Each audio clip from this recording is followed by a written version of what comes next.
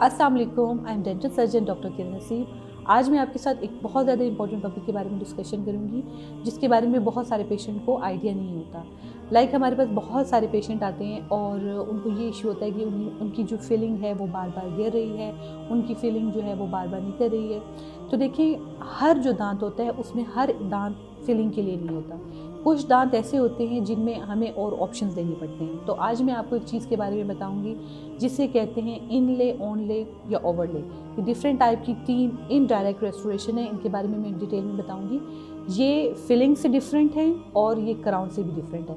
तो इनकी डेफिनेशन कुछ इस तरीके से है कि अगर कोई आपका दांत है जो हम फिलिंग से रिस्टोर नहीं कर सकते, लेकिन उसका डिके इतना ज़्यादा है कि फिलिंग अगर हम करेंगे तो उसमें कामयाब नहीं होगी, लेकिन इतना ज़्यादा भी डिके नहीं है कि उसको क्राउन की तरफ जाने की ज़रूरत हो। तो उसमें एक ऐसी स्ट्रेंथ वाली चीज़ की ज़रूरत है कि जिसमें पेशेंट अपना फंक्शन भी आराम से परफॉर्म कर सके और दांत भी स्ट्रॉन्ग हो, टूट ना जाए, या दांत में जो फिलिंग के बार बार निकलने का इशू आ रहा है वो ना हो। तो ऐसी जो चीज़ें होती हैं उसको हम कहते हैं ऑनले, ओवरले या फिर इनले। ठीक है, तो ये जो है, ये अब मैं आपको बताऊंगी किन किन चीज़ों से ये बनती हैं। जो हमारे पास ये मटेरियल है, पहले ये मैं इनकी आपको बताऊं कि इन तीनों में फ़र्क है। अगर एक पेशेंट है, उसकी कैविटी कुछ इस तरीके से है कि आपकी कस्प जो होते हैं टूथ के, ये जो उभरी हुई दांत के ऊपर ये जो उभरी हुई स्ट्रक्चर्स हैं, इनको हम कस्प कहते हैं। और जो दरमियान में थोड़ी सी डीप पार्ट आता है ना, उसे हम कहते हैं कि ये दांत का दरमियान वाला हिस्सा है। इसे पिच एंड फियर्स भी इसमें होते हैं। लेकिन अगर कोई कैविटी, ये जो ऊपर उभरा हुआ हिस्सा है जिसे हम कस्प कहते हैं, इनको इन्वॉल्व नहीं कर रही है, आपके दांत के अंदर अंदर है और दांत के 2 दांतों के दरमियान में जा रही है, तो हम उस केस में पेशेंट को इनले का ऑप्शन दे सकते हैं। इनले में क्या होता है कि एक तो कैविटी जो हो गई है उससे पेशेंट को स्ट्रेंथ मिलेगी। नंबर 1, कुछ केसेस में ऐसा होता है कि ऐसी फोर्सेस होती हैं जिसकी वजह से 2 दांतों के दरमियान वाली फीलिंग बार बार डिसलॉज हो रही होती है। तो ऑनले के जो हमारा इनले है, इस केस में ये फीलिंग बार बार निकलेगी नहीं, इसको स्ट्रेंथ देगी और ज़्यादातर आप इसको प्री मोलर्स में प्रेफर कर सकते हैं। ठीक है, अब दूसरी चीज़ हमारे पास आ जाती है कि ऑनले क्या है। अभी जो मैंने आपको बताया कि हमारे दांत का एक स्ट्रक्चर है, उसके जो कस्प होते हैं, अगर कोई एक कस्प जो है वो कैविटी की वजह से ख़त्म हो गया, बहुत सारे पेशेंट, ये बहुत ज़्यादा मसला आता है।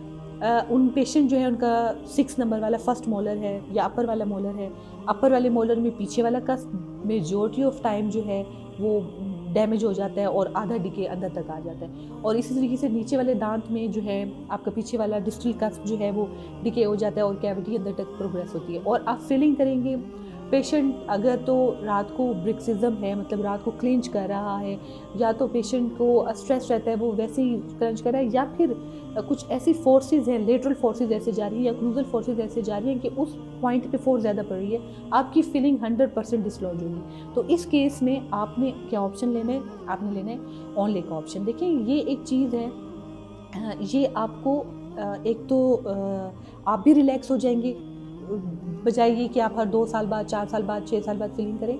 एटलीस्ट आप 8 साल के लिए ईजी हो जाएंगे, 8 से 10 साल के लिए ऑनले से। ठीक है, तो आप ऑनले लगवाएं, उससे ये होगा कि बार बार डिसलॉज होने का आपको ख़तरा नहीं रहेगा, और फिलिंग से समटाइम दांत के अपने ब्रेक होने का ख़तरा होता है, उससे आप बच जाएंगे। प्लस ये है कि सबसे बड़ा इशू यही है कि बार बार डेंटिस्ट के पास जाना पड़ता है, और ये आपके दांत को स्ट्रेंथ देगी। अगर आपकी फीलिंग टूट गई है और आपने डिले कर दिया तो खाना उसमें मज़ीद फंसने लग जाएगा और आपकी कैविटीज़ प्रोग्रेस कर जाएगी, दांत रूट कैनाल की तरफ चल जाएगा। तो ये जो है, इसमें आपके अपना जितना दांत डिके हो चुका है उतना ही आपका ऑनले बनकर आ जाएगा। ना तो आपके दांतों को क्राउन के लिए काटना पड़ेगा, ना आपके दांतों को फिलिंग के लिए जो है ना हम बार बार बनाएंगे। तो आप इसका ऑप्शन ले सकते हैं। नंबर 3, आपको ओवरले बताया। अब कुछ केसेस ऐसे हैं जिसमें पेशेंट के ऊपर से जो दांत का स्ट्रक्चर है सारे कस्प हो गया और डिके हो गया, ठीक है, लेकिन नीचे से दांत का स्ट्रक्चर इतना स्ट्रॉन्ग है कि हम उसे प्रेफर नहीं करते कि हम इसको क्राउन की तरफ ले जाएं। तो इस केसेस में हम सिर्फ दांत के ऊपर स्ट्रक्चर पे ओवरले बना के दे देते हैं, जो कि दांत, आप इसको आधा क्राउन भी कह सकते हैं, हाफ क्राउन भी कह सकते हैं। ठीक है, तो इससे ये फ़ायदा होता है कि आपके नेचुरल कॉन्टैक्ट भी रहते हैं, क्योंकि कुछ लोगों को क्राउन के बाद खाना फंसने का इशू आता है अगर कॉन्टैक्ट सही तरीके से बनाए ना जाए, या वक्त के साथ साथ वो अपनी ओरल हाइजीन का ख्याल नहीं रखता, उसकी गम्स डिजीज़ हो गई है या उसकी बून डिजीज़ हो गई है, वैसे ही नेचुरल दांतों में गैप आ गया तो खाना फंसने लग जाता है और साथ वाले दांत में कैविटी का खतरा बढ़ जाता है। तो ओवरले में क्या होगा कि आपके दांतों का जो कॉन्टैक्ट है वो वहीं रहेगा, सिर्फ ऊपर वाले एरिया में हम जो है आपको एक रेस्टोरेशन बना के दे देंगे। अब जो हमारे पास इनले, ऑनले और ओवरले जो हैं वो किस किस तरह के हो सकते हैं। आप सबसे बेस्ट है आप सिरेमिक्स में बनवा सकते हैं, ऑल सिरेमिक्स में, जिसमें आप ईमैक्स और ज़िरकोनिया का बनवा सकते हैं। इसके अलावा जो है आप गोल्ड के भी बनवा सकते हैं, और जो नंबर 3 जो है वो कॉम्पोजिट के रीजन्स भी होते हैं, वो भी आप बना सकते हैं, लेकिन वो इतने ड्यूरेबल नहीं होते, वो थोड़े चीप होते हैं, बाकी 2 थोड़े कॉस्टली हैं। तो आप जो है ये चीज़ें बनवा सकते हैं अपने दांत के लिए, और ये आपका डेंटिस्ट आपको रेफ़र करेगा कि आपके लिए क्या चीज़ इम्पोर्टेंट है। हर दांत जो है ओवरले के लिए नहीं है, हर दांत ऑनले के लिए नहीं है, हर दांत जो है इनले के लिए नहीं है, और हर दांत इनके लिए भी नहीं है। कुछ दांतों की कैविटीज़ ऐसी होती है कि उसमें फिलिंग ही बेस्ट होती है। तो ये जो चीज़ है ये आपका डेंटिस्ट उसको देखेगा, आपकी ओरल हाइजीन को देखेगा, ये देखेगा कि आपकी रात में ब्रिक्सिज्म की हैबिट तो नहीं है, आपकी फिलिंग डिसलॉज होने की बार बार वजह क्या है, क्या कैविटी सही से क्लीन की गई है, नहीं की गई है, क्या कैविटी इस नेचर की है, इस शेप की है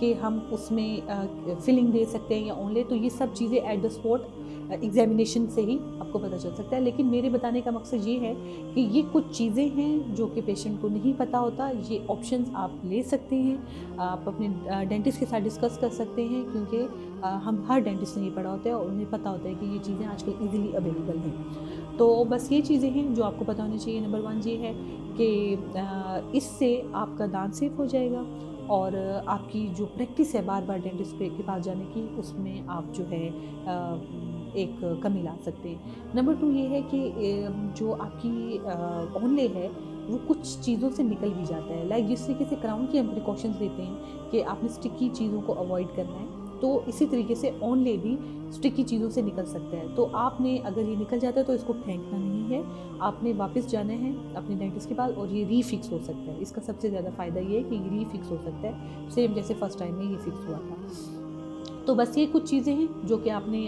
ख्याल रखनी है, और ये ऑप्शन आप ले सकते हैं। Thank you so much. अल्लाह हाफिज़।